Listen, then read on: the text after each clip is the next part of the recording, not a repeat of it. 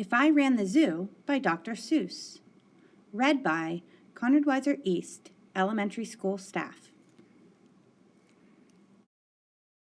It's a pretty good zoo, says young Gerald McGrew, and the fellow who runs it seems proud of it too. But if I ran the zoo, said young Gerald McGrew, I'd make a few changes. That's just what I'd do. The lions and tigers and that kind of stuff they have up in here now are not quite good enough. You see things like these in just any old zoo. They're awfully old-fashioned. I want something new. So I'd open each cage, I'd unlock every pen, let the animals go and start over again. And somehow or other, I think I could find some beast of much more unusual kind. A 4-footed lion's not much of a beast. The one in my zoo will have 10 feet at least. 5 legs on the left and 5 more on the right. Then people will stare and they'll say, "What a sight!" This zookeeper, new keeper Gerald's quite keen. That's the gold-darndest lion I ever have seen. My new zoo, McGrew Zoo, will make people talk. My new zoo, McGrew Zoo, will make people gawk at the strangest odd creatures that ever did walk. I'll get for my zoo a new sort of a hen who roosts in another hen's top knot, and then another one roosts in the top knot of his, and another in his, and another in his, and so forth and upward and onward. Gee whiz! But that's just a start. I'll do better than that. They'll see me next day in my zookeeper's hat, coming into my zoo with an elephant cat. They'll be so surprised, they'll all swallow their gum. They'll ask, when they see my strange animals come, where do you suppose he gets things like that from? His animals all have such very odd faces. I'll bet he must hunt them in rather odd places. And that's what I'll do, said young Gerald McGrew. If you want to catch beasts you don't see every day, you have to go places quite out of the way. You have to go places no others can get to. You have to get cold, and you have to get wet too. Up past the North Pole, where the frozen winds squeal, I'll go and I'll hunt in my Skeagle mobile, and bring back a family of what do you know? And that's how my new zoo, McGrew Zoo, will grow. I'll hunt in the mountains of Zamba Mutant with helpers who all wear their eyes at a slant and capture a fine fluffy bird called the bustard who only eats custard with sauce made of mustard, and also a very fine beast called the flustered who only eats mustard with sauce made of custard. I'll catch 'em in caves and I'll catch 'em in brooks. I'll catch 'em in crannies and I'll catch 'em in nooks that you don't read about in geography books. I'll catch 'em in countries that no one can spell, like the country of Matafapatafapel. In a country like that, if a hunter is clever, he'll hunt up some beasts that you never saw ever. I'll load up 5 boats with a family of jotes whose feet are like cows but wear squirrel skin coats, and sit down like dogs but have voices like goats, excepting they can't sing the very high notes. And then I'll go down to the wilds of Nantucket and capture a family of lunks in a bucket. Then people will say, now I like that boy heaps. His new zoo, Magoo Zoo, is growing by leaps. He captures them wild and he captures them meek. He captures them slim and he captures them sleek. What do you suppose he will capture next week? I'll capture one tiny, I'll capture one cute. I'll capture a deer that no hunter would shoot. A deer that's so nice he could sleep in your bed if it weren't for those horns that he has on his head. And speaking of horns that are just a bit queer, I'll bring back a very odd family of deer. A father, a mother, 2 sisters, a brother, whose horns are connected from one to the other, whose horns are so mixed they can't tell them apart. can't tell where they end and can't tell where they start. Each deer's mighty puzzled, he's never yet found if his horns are hers or the other way round. I'll capture them fat, and I'll capture them scrawny. I'll capture a scragglefoot mulligatawny, a high-stepping animal fast as the wind, from the blistering sands of the desert of Zin.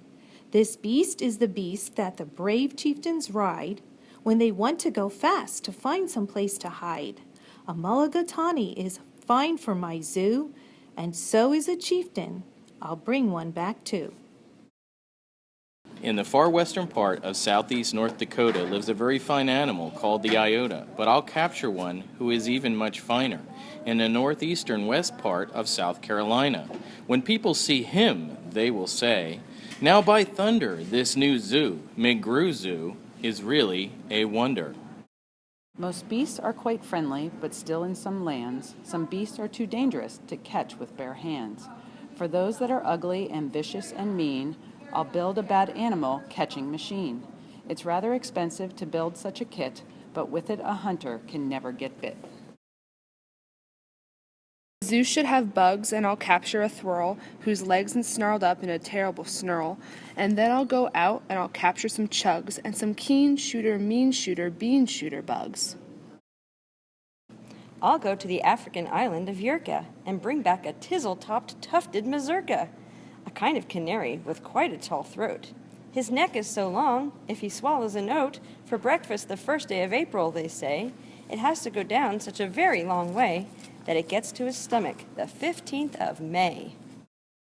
I'll bag a big bug who is very surprising, a feller who has a propeller who's rising, and zooming around making cross-country hops from Texas to Boston with only 2 stops. Now that sort of thing for a bug is just tops. And when I've caught him, then the next thing you know, I'll go and I'll capture a wild tic-tac-toe. With X's that win and with zeros that lose, he'll look mighty good in the zoo of McGrews. I'll bring back a gusset, a gherkin, a gasket, and also a gooch from the wilds of Nantasket. And 8 Persian princes will carry the basket, but what their names are, I don't know, so don't ask it. In a cave in Khartoum lives a beast called the Natch, that no other hunter's been able to catch. He's hidden for years in his cave with a pout, and no one's been able to make him come out. But I'll coax him out with a wonderful meal that's cooked by my cooks in my cooker-mobile. They'll fix up a dish that is just to his taste, 3 chicken croquets made of library paste, then sprinkled with peanut shucks, pickled and spiced, then baked at 600 degrees, and then iced. It's mighty hard cooking to cook up such feasts, but that's how the new zoo, McGrew Zoo, gets beasts.